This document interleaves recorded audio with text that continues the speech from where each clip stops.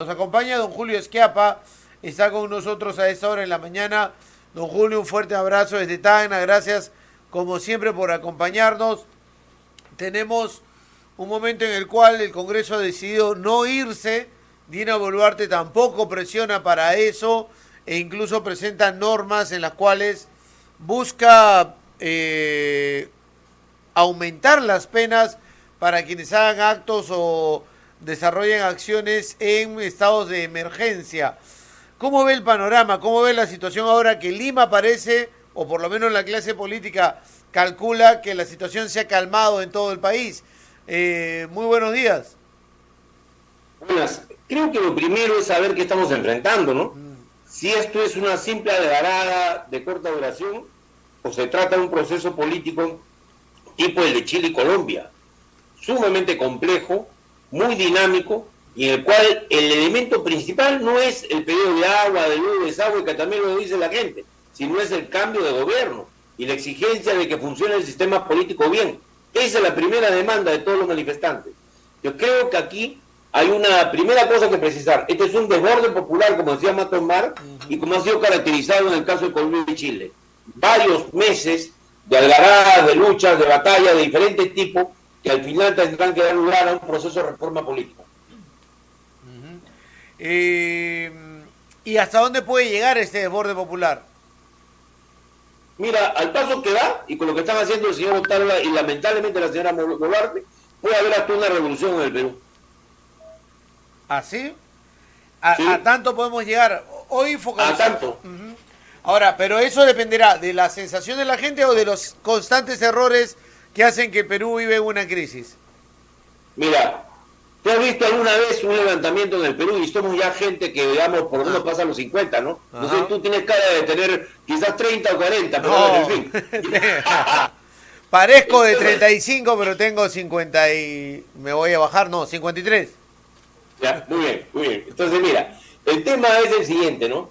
Es que políticamente hemos visto ya todo en la historia del Perú en los últimos 40 años, 30, 40 años. Y en esa historia no hay un solo hecho parecido a esto. Solo se parece un poco a la rebelión popular que hay ahora, parcialmente, porque fue muy limitada a las zonas urbanas, la rebelión del año, el periodo del año 31 a 33, que se inició con la revolución de Trujillo y culminó con el cierre de la Asamblea Constituyente de Jorge Benavides.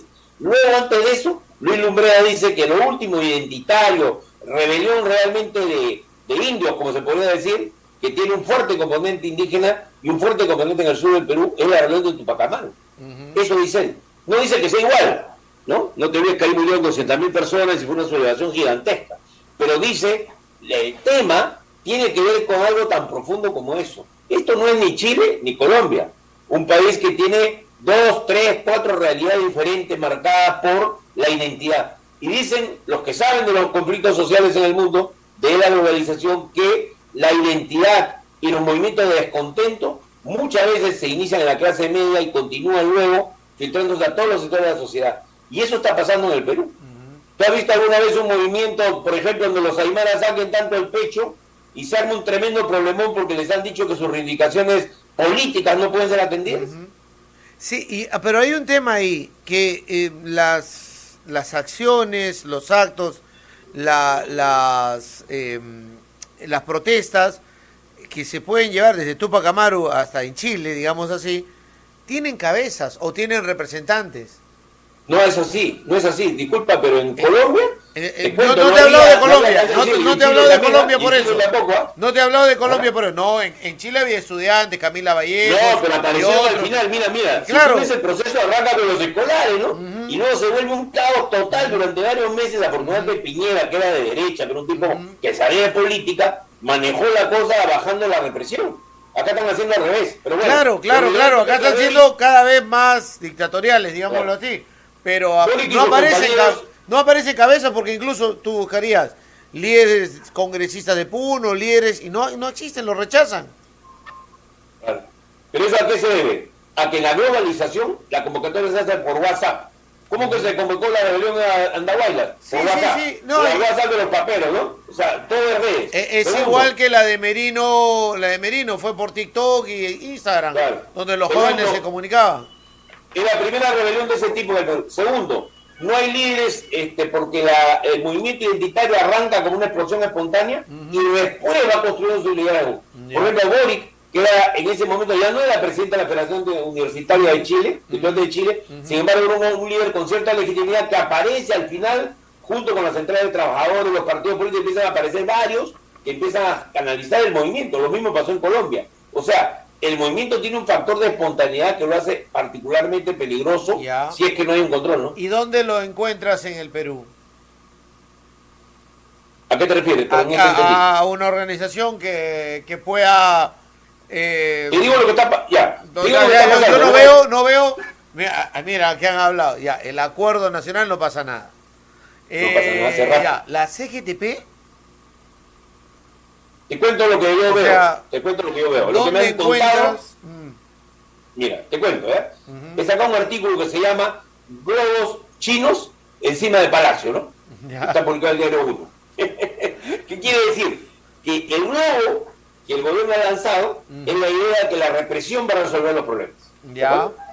La realidad nos está demostrando que la persuasión, la negociación es la única manera de resolver un proceso de este tipo. ¿Por qué? Porque hay resentimiento, algo más subjetivo que solo discrepancias políticas. Segundo, hay una lucha interna en el movimiento, es evidente. El movimiento en Arequipa, tú recordarás que hubo un famoso comunicado que se leyó llamando al paro general en Arequipa, esto fue en noviembre o principios de diciembre, antes que hubiera el paro general, pues se produce esa convocatoria liderada por un líder senderista, ex senderista, un médico, que ha sido miembro de la Federación Médica Peruana, que estuvo preso y que fue liberado en algún momento, que está en Puno.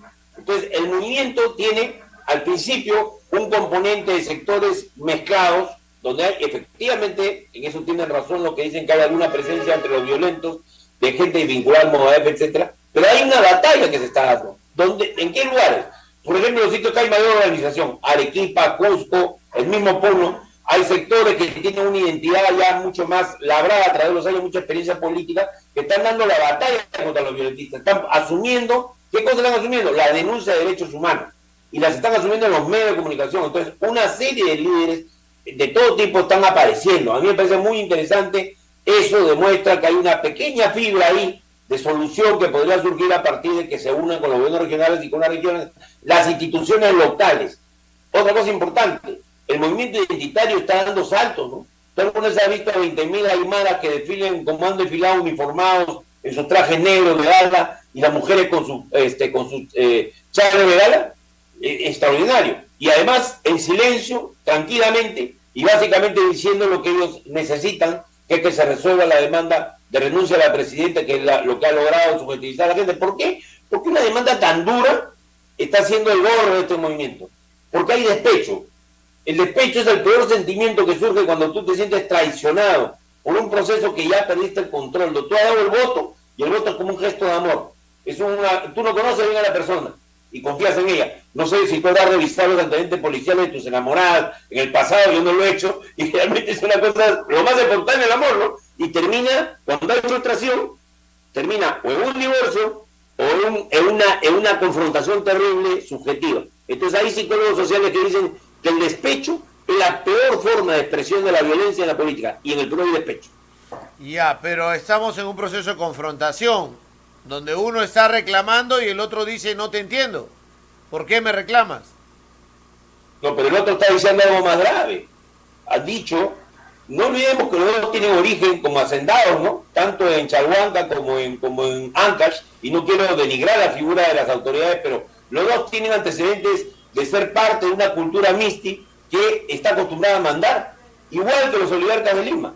Entonces acá estamos en un problema de cómo se ejerce la autoridad, y es creer que la gente no tiene derechos políticos, que no puede ser que el plan de reclamos sea básicamente político, constituyente, renuncia de Dina y una serie de cosas que tienen que ver con la política, que al final representan una parte de los problemas, es verdad, pero resulta que si tú dices no es legal, no lo vamos a discutir, y sigues insistiendo que tú le vas a mandar ayuda a las poblaciones y lo tienes que hacer de los aeropuertos porque no puedes entrar a las ciudades, pues bueno, estamos en una situación en la cual es evidente para cualquiera que tenga dos dedos de frente, realmente evidente de que no vamos por un camino que permita la conciliación y la concordia, y por lo tanto el proceso electoral no es posible desde ese punto de vista. Se está volviendo imposible por la voluntad de los actores.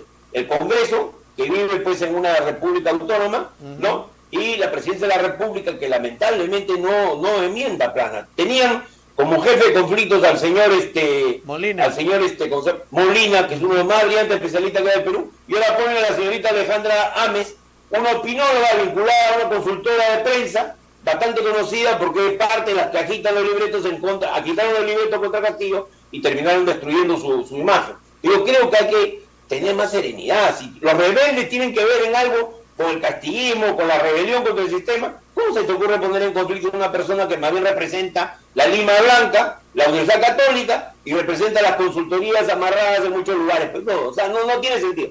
Entonces yo voy a llamar a que el gobierno, porque no se trata acá de solo apoyar al gobierno, que el gobierno tiene que rectificarse, y para mí eso empieza por la salida inmediata del Premier de la República. No reúne las condiciones para poder ser el conciliador en este conflicto, ni siquiera el investigador, porque ya está haciendo una serie de maniobras para lograr que se tapen los hechos que han ocurrido en Puno. Están modificando la ley, es algo tipo Pinochet, una ley que pone un montón de restricciones a los manifestantes. Yo nunca creí verlos involucrados tanto a Otárola, que yo conozco muchos años, como la señora Dina Boluarte, en un esquema así. Es un esquema malévolo, porque es un esquema de renovación nacional, ni siquiera el fujimorismo. O sea, de represión en el cual te van a perseguir y te van a meter cárcel, porque si te agarran a ti en una manifestación, te pueden dictar preventiva. Entonces, y eso, exagerando el estado de emergencia. Y esa actitud no satisface a ciertos sectores en la capital, ciertos sectores empresariales, ciertos sectores periodísticos, y se empodera con ellos. Pero claro, sobre todo refleja pues lo que piensa el sector de extrema derecha y en alguna medida el fujimorismo. Eso es evidente. El aliado principal del gobierno de la señora Boluarte se ha vuelto el fujimorismo. ¿Por qué? Porque 4 días después de que ella tome el poder, no te olvides que se producen los primeros hechos de violencia. Ojo, y terminamos en una espiral que ha llevado a que se legitime el gobierno, y en ese momento la izquierda, que se debió haber acercado con los sectores democráticos, liberales, que se pudieran acercar al gobierno, en ese momento toman distancia inmediata. Y se produce una fisura que hasta hoy no se suelta, porque no es normal que un país a la cual llega un gobierno que votó también por la señora Dina Boluarte, que gana 8.650.000 y tantos votos, termine siendo un gobierno de derecha. O sea, no tiene coherencia, no va a ser aceptado por la población. Ojo, ese es un gran vacío político que ahorita tenemos, y lo causó la política militarista excesiva, completamente irresponsable, que se siguió en el caso de Puno, de Juliaca particularmente, y en la matanza de Ayacucho. Iniciaron un proceso que ha vuelto muy difícil el diálogo, ¿no? Además lo han añadido con la presencia de una canciller que tiene solo un año como embajadora, que no tiene ninguna capacidad y que nos ha enemistado con todos los países amigos de América Latina, poniendo en riesgo el Tratado del Pacífico, y en una de estas la sacan a la señora Dina Boluarte con el voto de todos de la Comisión Andina de Naciones. O sea, las implicancias diplomáticas de lo que está pasando son muy graves para el Perú. Te lo dirían cualquier diplomático profesional. Afuera estamos mal, ¿no? Pésimo. Afuera pésimo, porque ahora hay el Frente de Derechos Humanos que va a hacer que Estados Unidos tome distancia del Perú. Que ya es muy grave, ¿eh? Que ya empezaron las denuncias y ya hay parlamentarios que ya se pronunciaron, lo cual es mala noticia para el Perú. Segundo, están cambiando a los embajadores capaces que teníamos por gente completamente incapaz y ideologizada. Tercero, en la Cancillería está mandando el fujimorismo como todos los días la señora canciller llama, no a la presidenta, llama a la señora Maricarmen Mangana, al señor Bustamante, a la Comisión de Relaciones Exteriores, a ver qué piensan de lo que está pasando. Entonces, así, y además a la señora Keiko. Entonces, con ese triángulo, ¿no?, que generalmente no se caracteriza por su prudencia, tenemos entonces una política de confrontación que a la larga obedecería una estrategia para amistarse con un gobierno como el de Trump. Pero bajo el gobierno de Biden, más aún si se renueva, tiene un tremendo lío. ¿Cuál es? Que el ala izquierda del Partido Demócrata, que son 26 senadores y parlamentarios muy destacados, presididos por Bernie Sanders, se han pronunciado en contra de este gobierno. Y por no hablar del Frente de Derechos Humanos, que es una auténtica catástrofe, por no dar explicación. No, lo último, la conferencia de Amnistía Internacional, que no la sacó ningún medio en Lima. Y muy buena la representante en términos de saber hablar en público, ¿no? Una mexicana que realmente mostró ser una fuerza mediática tremenda, superó todo, ¿no? Sí, eso, pero dijo las cosas claras, y viene un organismo y te llama la atención en esos temas. ¿Cuál es la salida? Lo primero, creo yo, es concertar una fecha de tránsito a elecciones. No hay otra salida. Ya. Eso, sea el 23 o sea el 24 en abril, que fue el proyecto original, cualquiera de las dos salidas. Segundo, que haya referéndum, porque no va a haber los votos de 87 que se requieren. Referéndum. Y el referéndum es un arma democrática para que la reforma, o sea, que empezada esta legislatura se pongan sobre la mesa delante de elecciones. Van a quedar 20-24. No van a llegar a los 87 votos, van a sacar 66. Más de 66. Con 66 no se va a una segunda votación en agosto, pero sí se convoca referéndum, que lo convocan los órganos electorales. ¿Quieren ustedes adelanto elecciones? Nos preguntan. Nosotros decimos sí, que se vayan todos. Y ahí viene la convocatoria. Reformas políticas. Puede incluirse alguna reforma política de una vez. Entonces tú resuelves el problema. Ahora, ¿quieres bicameralidad? No. ¿Quieres reelección? No. ¿Para qué me preguntan eso? Es que la reforma política más importante están en los partidos, ¿no? O sea, para mejorar por lo menos algunas generales que garanticen mejor el proceso. Ya algo más te digo. Yo estoy coordinando justamente a nivel nacional el Comité Nacional por Referéndum similar a uno que sacamos en la época de Vizcarra. Ya hay uno en Tacna, ya está funcionando. Te vamos a dar la sorpresa un día de estos, acudiendo a una entrevista ahí sobre ese tema, porque es clave. El referéndum es una forma de aliviar las tensiones y es una forma también de permitir la expresión popular. ¿Okay? Pero la izquierda va a salir, quiero referéndum sobre el adelanto de elecciones, pero también quiero referéndum sobre nueva constitución. No voto. Bueno, pero ahí hay una cosa que yo quisiera decir. La izquierda, por lo menos esta radical que nos ha llevado a la derrota electoral terrible de las regiones, que de 8.650.000 se llegó a 310.000 y solo 76 municipios, pues bien, esa izquierda está descartada ya, está descartada por la realidad. Y yo creo que acá no se trata de tener una especie de repetición como hacen los budistas, ¿no? O un mantra sobre la Constitución. Lo que hay que hacer es buscar caminos que den consenso. Te doy unas cosas prácticas. Uno, están 56 reformas sustanciales que fueron aprobadas en el año 2000 y no fueron jamás, el 2001, y jamás fueron publicadas. Ahí hay materia para un debate de algunas reformas parciales. Segundo, la Constitución no tiene que ser bien una constituyente que cierre el Congreso. La Constitución puede ser aprobada, por ejemplo, por una segunda Cámara regional que hay que crear, que no sería una Cámara de Senadores tradicional, para tener representación regional en este nuevo Senado, en un esquema bicameral totalmente distinto, que es más de Asamblea Nacional que un esquema bicameral clásico, que es viejitos que viven en Lima, que son jubilados y que están en el Senado. Nada que ver. Se trata de hacer un esquema político distinto. Disculpa, pero es que antes esos viejitos sí tenían conocimiento nacional de lo que pasaba. O sea, era un viejito que conocía, ahora es un viejito lesbiano, creo que le dicen los chicos. No sé, bueno, no sé a qué categoría corresponderá, pero ciertamente ahí hay un cambio que hacer. En el concepto del Senado, el pueblo no va a aceptar el Senado tradicional y creo que hay que hacer un cambio ahí. Pero yo lo que voy es que esas diferentes formas hay que discutirlas. ¿Quién ha prohibido Está muy mal que la derecha ha prohibido discutirlo en la Asamblea Constituyente, muy mal, antidemocrático. Pero ¿por qué no discutimos las fórmulas para cambiar la Constitución? Y que haya una discusión abierta que culmine que en ese referéndum que va a haber tome una posición que debe ser únicamente la siguiente: sí o no. Debe haber reforma constitucional, debe haber cambio total de la Constitución. Que la gente apruebe.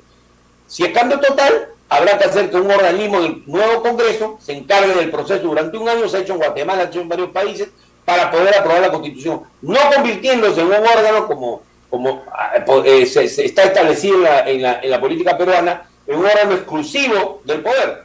Porque en Chile no hay que olvidar que la constituyente llevó al Congreso la aprobación de los acuerdos. Tenía autonomía, pero ha terminado siendo un grave error, ¿no? La manera como se construyó el proyecto sin mayor consulta con la población y con muchos inexpertos en el proceso, ¿no? Julio, gracias por acompañarnos hoy. Te mando un abrazo desde Tacna, como siempre, atento. Me dice, ¿estás publicando en Diario 1 qué días? Yo publico todos los lunes. Los lunes, en Diario 1. Todos los lunes. Perfecto. Sí. Muchas gracias, estamos atentos. Un abrazo. Gracias para ti. Gracias. Adiós. Saludos al pueblo de Tacna. Chao, chao. 9:23 de la mañana. Julio Schiappa nos acompañaba el día de hoy aquí a través de Radio 1.